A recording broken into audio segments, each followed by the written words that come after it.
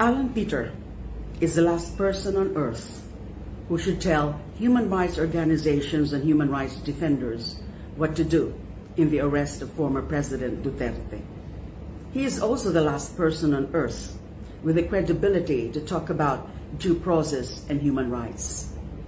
Wala kang karapatan, Alan Peter, para pangaralan kaming mga tumayo at lumaban para sa mga Pilipino sa ilalim ng rehimen ninyo ni Duterte. Habang kami ay lumaban, walang awa ninyong pinagpapatay ang libo-libong mga Pilipino kasama ang mga sanggol at mga bata. Alan Peter's defense of the EJKs and the drug war is well known. In fact, he should be one of those accused and arrested by the ICC together with Duterte.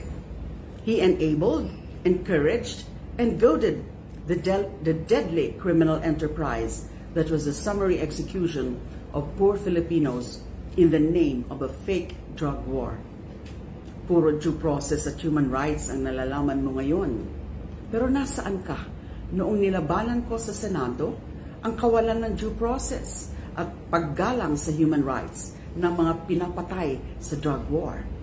Hindi ba ikaw ang pinakaunang kumutya sa akin na bakit ko nilalabanan si Duterte?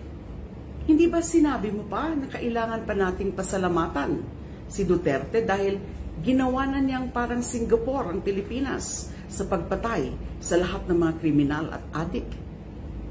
Hindi ba sinabi mo ang nakulang pa nga ang mga pinapatay sa ilalim ni Duterte at kakaunti pa lamang ang mga biktima ng EJK kumpara sa panahon ng ibang mga pangulo?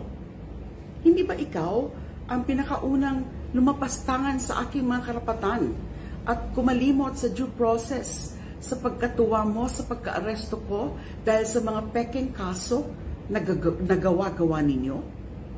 Asan ang due process noong tinawag mo akong spokesperson ng mga drug syndicate?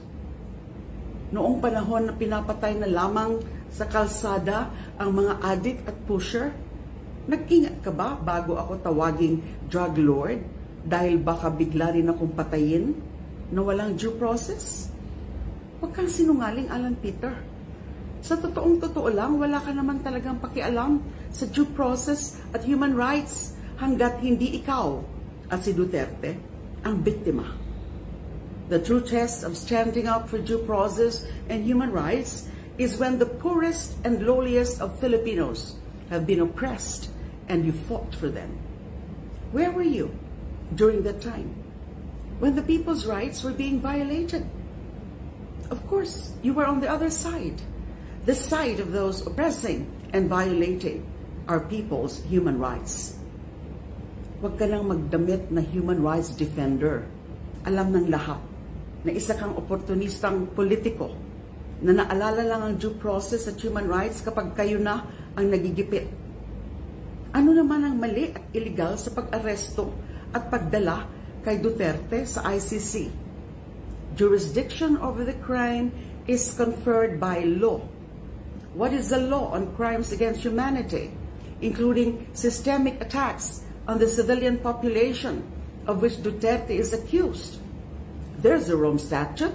There's also Section 17 of RA 9185 that provides that the Philippine government may choose not to exercise jurisdiction over crimes against international humanitarian law, and that instead it may allow another entity conferred with similar jurisdiction by international law to assume jurisdiction where said entity is already investigating the accused or suspect.